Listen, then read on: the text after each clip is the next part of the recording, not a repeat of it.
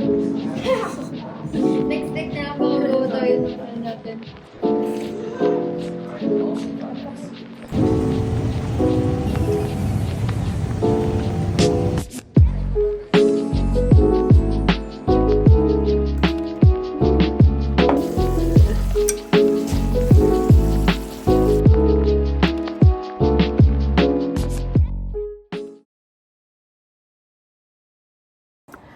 Hello guys! Welcome back to my channel. So, for today's video ay nagkayaan nga kami ni Janine mag-study sa coffee shop. So, kagabi, nagpunta kasi kami ng coffee shop kahapon ni Mark. Tapos sabi niya, masarap ba dyan? Tapos open na yung topic sa coffee shop. Then, tinanong ko siya kung tapos na daw ba siya. Kung tapos na siya sa assignment niya, yung journal. Sabi niya, hindi pa daw, which is, ano pa lang siya, module 2.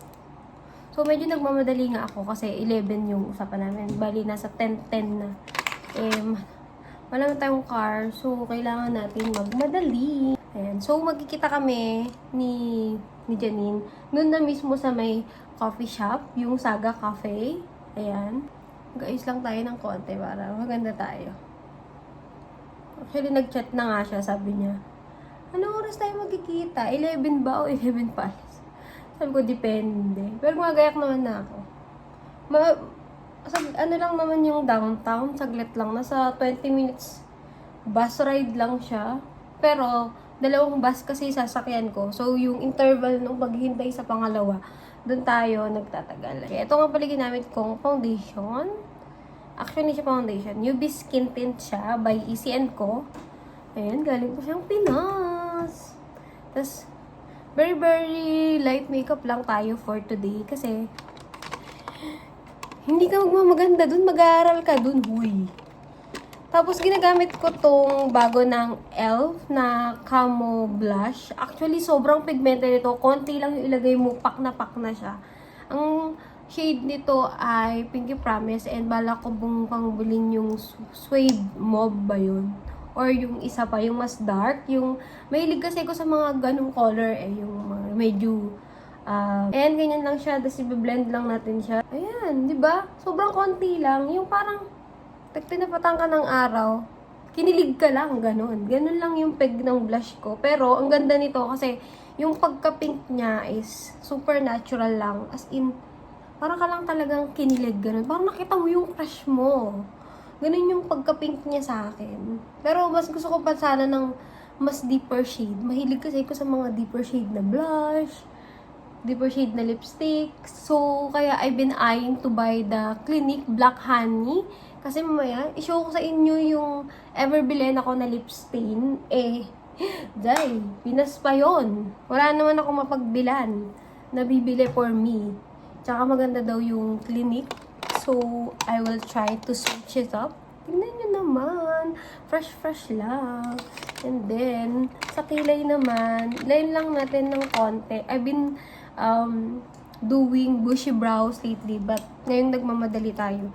Walang time dye. Kasi ang kapal niyan. So, it takes time para i-brush siya pataas. So, maglagay lang tayo ng a little bit dito. Para lang magkaroon ng shadow yung kilay ko. Or magkaroon lang siya ng shape. Alam nyo ba, since 2018, hindi na ako nag-aahit ng kilay kasi parang nauso na yung makapal yung kilay, ganun. Tapos nitong 2020, ayan, nung nagtrabaho ako sa munisipyo. Ang bait kasi nung ni ma'am. Ayan. Bait ni ma'am. Kasi pag nagpapatrad siya ng kilay, pinapatrad din yung kilay ko. So, bumalik na naman siya sa threading. Tapos, nung nagpunta ako ng Canada, dahil low budget nga dyan, wala nang time magpa-thread. Tsaka ang mahal. So, nag-stop na naman ako ng threading. Tapos ngayon, naisipan ko, what if ahitin ko? Kasi nag-aahit naman ako before ng kilay. Like, dito lang naman yun sa baba. Tapos nung inahit ko, maganda pa rin talaga pag malinis siya. Although makapal talaga yung kilay ko, pero maganda talaga pag malinis. Tsaka pag nagbubushi brow ako, tas nung nakaahit, mas maganda kasi hindi na siya yung sabog na sabog, tsaka hindi na siya yung mas makapal na makapal, ganun. Ayan. Nilaline ko lang yung upper and lower, tas binabrush ko lang yung product para kumalat. Ayan. Tingnan mo, pag parang ang kapal na agad, di ba? Sobrang konti lang nun. Ito pa nga ay siya will makeup. O, di ba? Galing pa din tong Philippines. Bumili ko nito 4 ata. Naubos na yung isa nawawala, yung isa nasa bag ko, tas isa yan. Tas meron pa akong extra. Ayan, ganyan lang ang atake natin for today's video. Alam mo nyo, ang lamig today, pero hindi siya yung malamig na malamig. Pero kaninang umaga, nung galing akong work, ay malamig siya. Pero ang sarap kasi may araw na. Confusing lang kasi parang, ano yung susuot ko? Parang malamig ba? Kasi may araw. And then kahapon, dun sa coffee shop, dahil masakit yung araw sa mukha pero masarap kasi ang lamig ng hangin. Ganun yung feeling, mixed feeling siya. Lagay lang tayo ng eyeliner. I'm using LA Colors. Ayan. Galing tong Dollar Tree. As in, last year pa.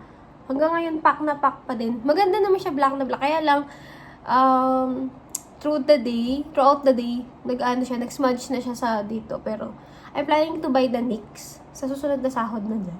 Ang gastos mo, ano yung binibili? Ay! Nakalimutan ko iset yung powder. Andiyan kasi yung powder sa likod eh. Mamaya na lang. So, maglagay mo tayo ng liquid liner. Konti lang. Konti lang. Hindi mo siya mapapansin, nandun siya. Pero, nandun siya, pero hindi mo siya mapapansin. Like, guys, ang ganda talaga ng Camo Blush. Ngayon ko talaga siya na mas na-appreciate. Ang ganda niya sa araw. Ang hydrating, ganun yung atake. Kunin ko lang yung lip products kasi nasa bag, gamit ko kahapon. Wait. Wait ka lang dyan. So, ito na yung sinasabi ko sa inyo, kaya gusto kong bumili ng Clinique na Black Honey. Itong Everbilena na to, na, ano ang shade nito? Uptown Red. Please lang. Bilan nyo ako. Kasi maubos na siya. Ang hirap na niyang i-squeeze. So, ginagawa ko na lang siya. Ang ganda niya, diba? Tapos, bumili ko nitong e.l.f. na Rose Envy yung color. Ano to? Ano na nga? Reviver Lip Oil. Girl, game changer. Dati ayoko ng feeling ko may mantika sa bibig. Pero, ang ganda. Ang ganda sa labi. Promise. Try mo. Diba? Lakas Medyo maitim yung dito ko kasi nung dumating yung winter, nagbalat siya. Tapos, nandyan na siya, ayaw na niyang matanggal. And the worst is, nangitim pa siya, diba? Ang ganda niya. So, kayak na tayo and alis na tayo.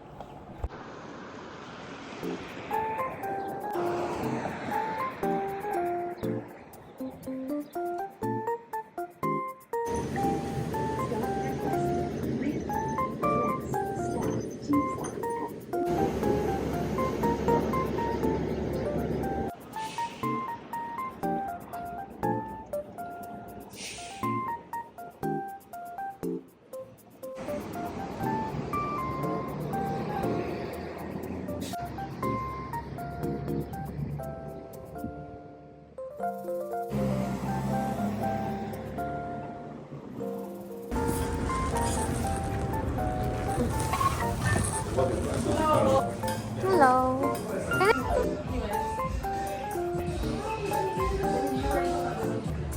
Si Janine. Kasama kita sa vlog. Mag-hi ka. Hi! Sabihin mo, ingay tayo. Uy, Janine.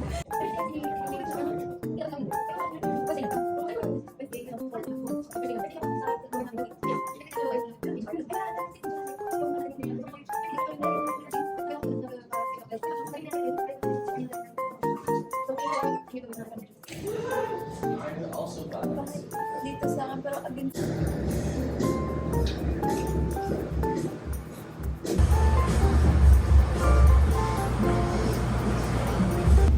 Tapos na kami mag-aral. Mag-aaral po kami.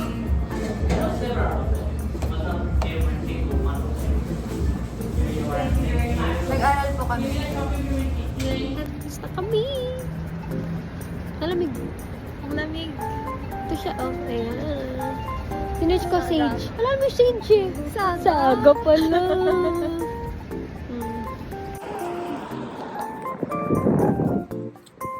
Hiwalay na kami ni Janine at pupunta pa siya ng Masonville. Ako naman ay uuwi na. Kauwi ko lang and may dalawang mail. Hindi ko alam kung ano to. Baka order to ni Mark.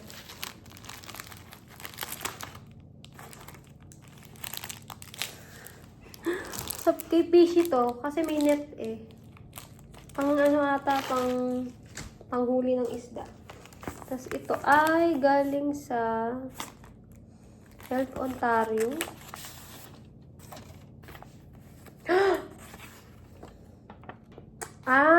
Pap smear. Yung pap smear. I'm writing to let you know that your recent pap is normal. Ang galing! Ang bilis. Kailan na ako nagpa-pap smear? Last year lang yun. Ang galing. Dumadating pala sa bahay. Pero normal naman daw. Walang dapat pagkakala. Good morning, guys. So, galing akong work eh. Naka-uniform pa ako. Mag-gym lang tayo. Saglit. May bagong daan dito. Ayan, yung bagong innovation building. Hindi na ako kailangang umikot. Ay, ano. Dito dati ako dumadaan. Sumiikot pa ako. Ngayon, meron na. So, let's go to the gym. Ito na yung gym.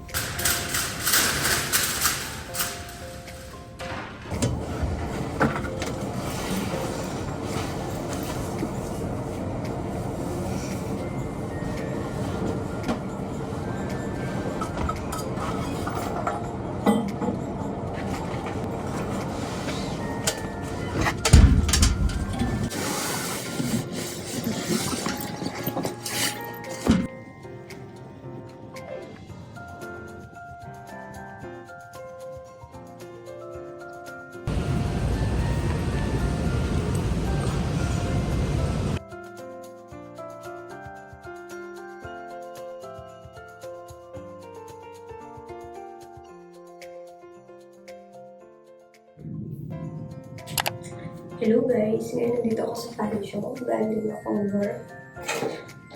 And papasok tayo sa school kasi may pasok ako.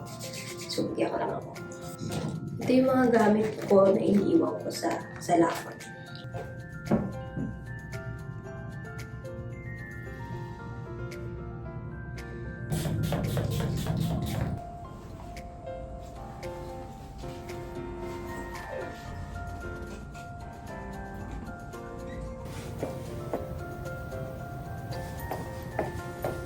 Magang-maga pa. As in, 7 AM pa lang.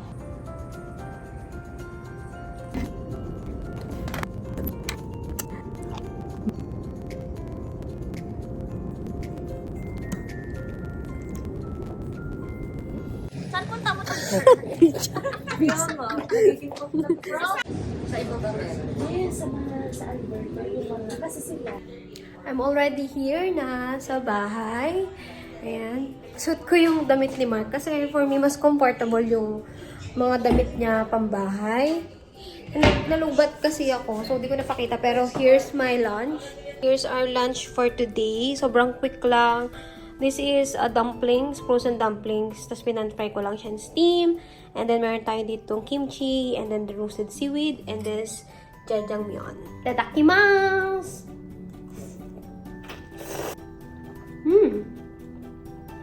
Meron tayong kimchi. I-taste din natin to. Dumplings. Oh. Kami, kasi nag-take your time talaga kami. Nag-CR pa kami, kumain pa kami, and everything. Like, konti na lang yung unang umalis. And, kakalabas lang daw nila ng quarantine. So, all alala namin. Good morning, everyone. I'm applying my life.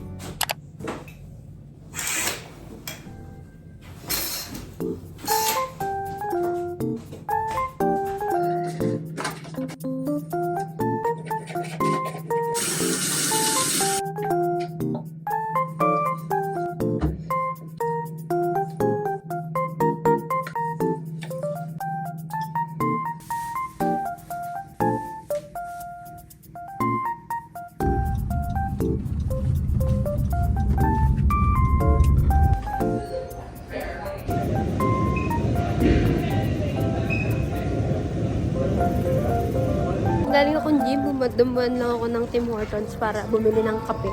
And muna tayo ng Asian store kasi kulang pala yung kasabaan na binili ko. Isang pack lang, so dalawa pala dapat. Kung kakalahatin ko yung ingredients, masasayang yung iba. So, bili na lang tayo, mas marami.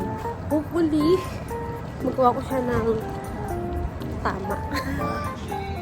Malapit lang naman Asian store sa amin, mga 8 minutes walk lang. So, tara, let's go.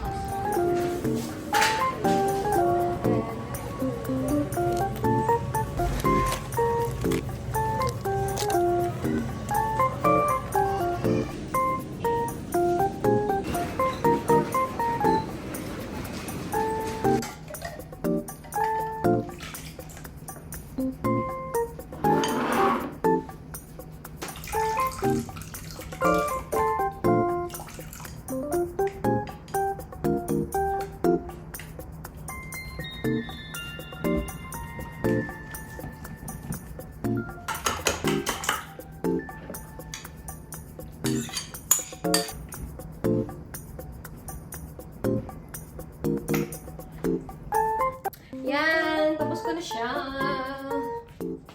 So, lalagay na lang natin ito sa baking pan. Habang pinipreheat ko yung oven, ayan, malapit na siya. 44, 45. Tumunog! Sakto!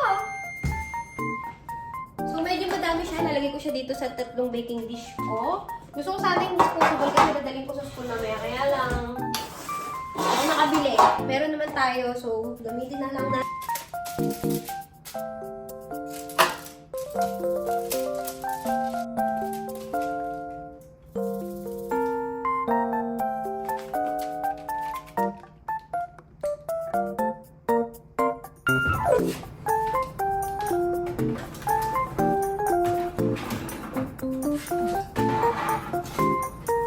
Ito na siya, guys. Ayan, luto na siya. Try ko na siyang itutpick kanina. Wala naman lumabas. So, lagay na natin yung toppings. Tapos pick natin siya ulit. Oh, hindi guys. Sobrang bango. As in.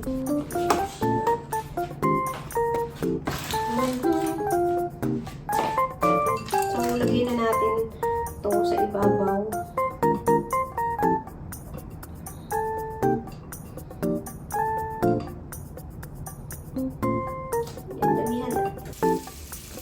Guys, this is it. Mukhang masarap naman and mabango. Ayan, ang kasabak cake. Ang saya ko. Hindi ko alam kung masarap, pero mabango.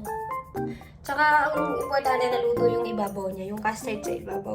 Although, itong sa amin, yung pang sa amin pa talaga, kasi medyo crystallized na yung side. Ewan ko kung anong problema ng oven.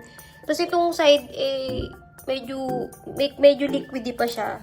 As you can see, kung ayan o, medyo ganyan pa siya. So, baka mag-set naman siya mamaya. Set to na. Dalhin ko to sa school. Pakatikim ko sa kanila. Sa amin. Tapos ito, papadala ko kay Mark sa work na tomorrow. Anong masasabi mo? Yum. Nilagyan ko yung buko. Oh. Hello guys. So, kagigising ko lang. Today is Friday. At mag-alas 3 na ng hapon kasi kauwi ko lang kaninang umaga ng 9 a.m. Ay, sobrang kulan ng bahay namin. As in, kailangan ko pang mag-quiz and gumawa ng journal. So, samahan niyo muna kung ayusin tong bahay namin. Although, hindi ako magluluto ngayon kasi ang menu namin for dinner is samgyup. Antok pa ako, guys. So, samahan niyo ako mag-linis dito sa bahay.